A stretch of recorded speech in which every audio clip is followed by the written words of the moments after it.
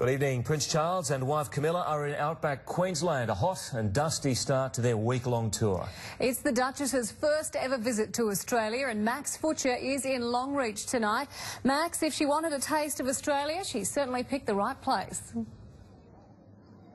Yeah, she sure has. They consider themselves out here the centre of the Queensland outback, and the Duchess of Cornwall and the Prince of Wales touched down into 39 dusty degrees, would you believe? So handy that she had the parasol on hand like she did in PNG over the past couple of days. They've just arrived here at the Stockman's Hall of Fame in Longreach, where they'll do a tour inside. But earlier today they were down at the Qantas Museum hangar, where they were unveiling and naming the newest Royal Flying Doctor Service aircraft. Of course, the Prince of Wales is patron of a UK charity who provides money for the RFDS.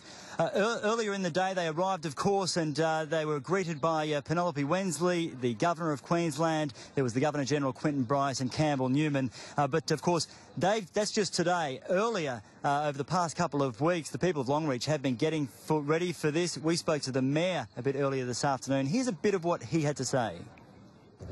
Oh, it's a big day for Longreach.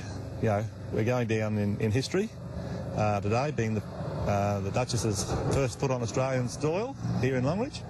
It's good. The town's buzzing. Yeah, it is buzzing. We were a little bit worried earlier this afternoon when there weren't many people down here, but there's about 200 or 300 that have turned up, lots of school kids that have come through hoping to get a glimpse of the royal couple. But of course, this is nothing like we saw those mad scenes in PNG over the past couple of days. There, the smiling faces and shouts of welcome the Prince says will forever ring in his ears. Charles was without his wife this morning, but not support, greeted with a burst of colour and culture at Port Moresby's main youth development centre.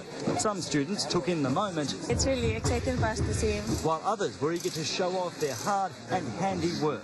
Nearby, the Duchess of Cornwall flipped her itinerary around to specifically meet some Australian Kokoda veterans. So I heard you were here, and there was no way I was going to be kept away from seeing you. It's really bonus for us. We didn't know anything about this until 5 minutes ago.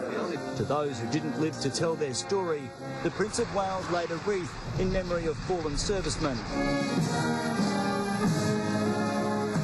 And then, just like their arrival only 2 days earlier, the Papua New Guinea Defence Force fired a 21-gun salute, sending the royal couple from the tropical charms of the Pacific on to the iconic Australian outback. And as I mentioned, they've just arrived here at the Stockman's Hall of Fame in Longreach, where they'll take a bit of a tour of the facility. Prince of Wales is the patron of the Stockman's Hall of Fame, but has never been here before. So this is the first time. We'll show you some live pictures now. This is the first time that the Prince of Wales has actually seen the Stockman's Hall of Fame, the place there where he is the patron. Inside, they'll see a whip-cracking display by John Arnold, one of the last surviving stockmen of this region. So that'll be great for them to see. And after this, they'll come back down the road. There's a 200-metre walk where they can get up close and meet some of the Longreach locals before attending a community barbecue where about 300 people have been invited. And then they're back on the jet after just 2 hours, flying off to Melbourne for the Melbourne Cup. It sure is a quick trip. Thank you, Max. We'll see you again soon.